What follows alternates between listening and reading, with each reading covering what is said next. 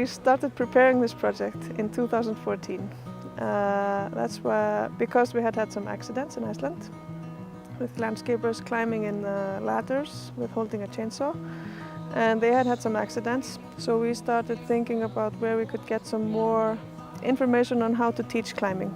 So we contacted people that we knew that were in this industry, in forestry, in the countries around us, like in Scandinavia, Denmark, Sweden, Norway, and Germany, and even the UK.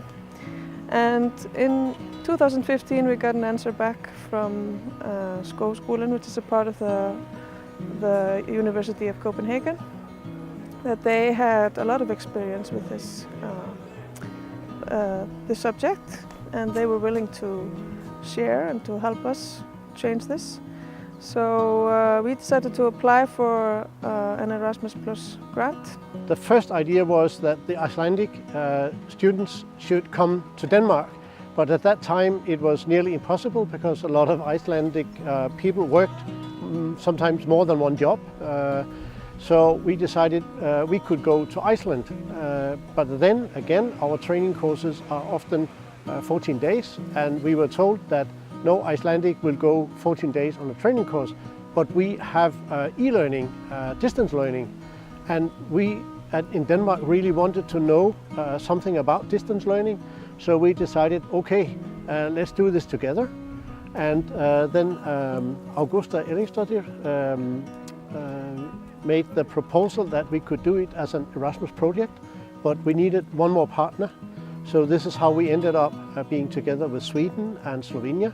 Unfortunately, Sweden closed down, but we kind of kidnapped the teacher because he's a very skilled arborist and a very good instructor and teacher. Our students was on 2 courses. So first course was in Sweden, so basic climbing, and they continue here in Slovenia with advanced climbing.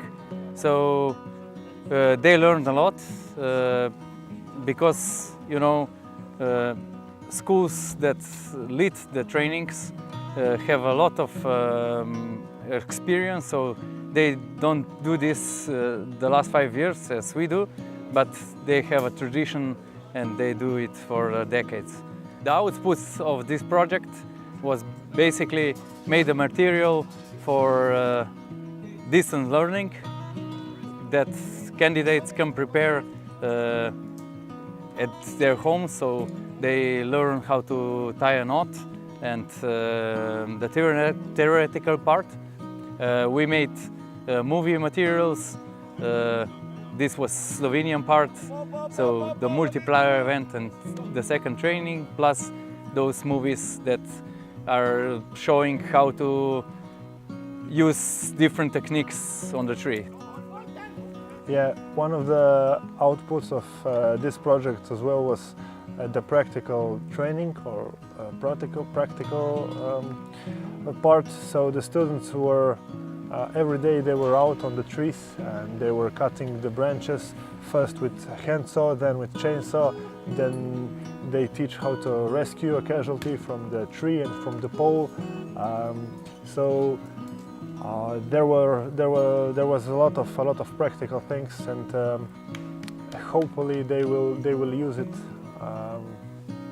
in future on their own way if they choose this way of work in forestry.